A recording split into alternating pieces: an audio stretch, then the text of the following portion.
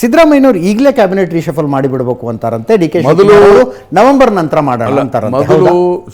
ಮೊದಲು ಒಂದು 2 ವರ್ಷ ಆದಮೇಲೆ ಮಾಡಬೇಕು ಅನ್ನೋದು ಯೋಚನೆ ಇತ್ತು ಜೂನ್ನಲ್ಲಿ.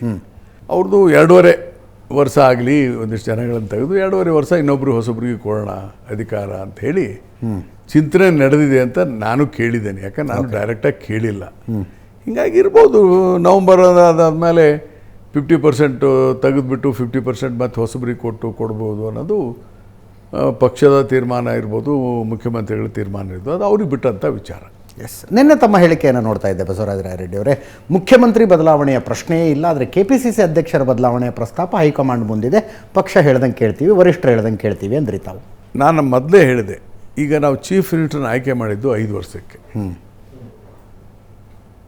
ಹೌದಾ? ಹೌದು. ಈಗ ಮಧ್ಯದಲ್ಲಿ ಬದಲಾವಣೆ ಆಗ್ತಾರೆ ಅಂದರೆ ನಾನು ಹೆಂಗೆ ಹೇಳಿ? ಈಗ 5 ವರ್ಷಕ್ಕೆ ನಮ್ಮನ್ನು ಆರಿಸಿದಾರಿಲ್ಲ MLA ಅಂತ, ನಡುಗೆ ಡಿಸಾಲ್ವ್ ಆದ್ರೆ ನಾವೇನು ಮಾಡಬೇಕು? ಅಸ್ಥಿರತೆಯಿಂದ 5 ವರ್ಷ ಅಂತಲೇ ಹೇಳ್ಬೇಕಲ್ಲ MLA. ಕರೆಕ್ಟ್.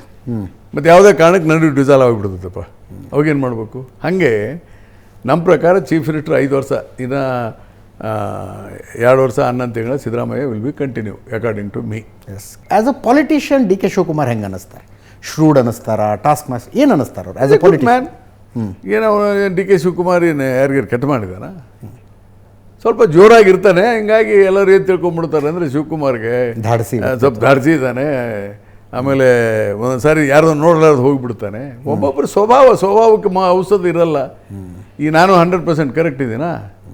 ನನಗೂ ಟೀಕೆ ಮಾಡೋರು ಇರ್ತಾರೆ. All leaders are good, all leaders are bad, every one have their own defect, every one have their own this thing. ಅದಕ್ಕೆ ನಾನು ಹೇಳಿದ್ದು, ಇವತ್ತು ಪರಿಪೂರ್ಣವಾಗಿ ಒಂದು ಸಿದ್ದರಾಮಯ್ಯನಿಗಿರುವಂಥ ಕಳಕಳಿಯನ್ನು ನಾನು ಇನ್ನೂ ಬೇರೆಯವ್ರ ಹತ್ರ ನೋಡಲಿಲ್ಲ. ಅದಕ್ಕೆ ಆ ಮನುಷ್ಯ ಕಂಟಿನ್ಯೂ ಇದ್ದರೆ ಒಳ್ಳೆಯದು ರಾಜ್ಯದ ರಾಜಕಾರಣಕ್ಕೆ.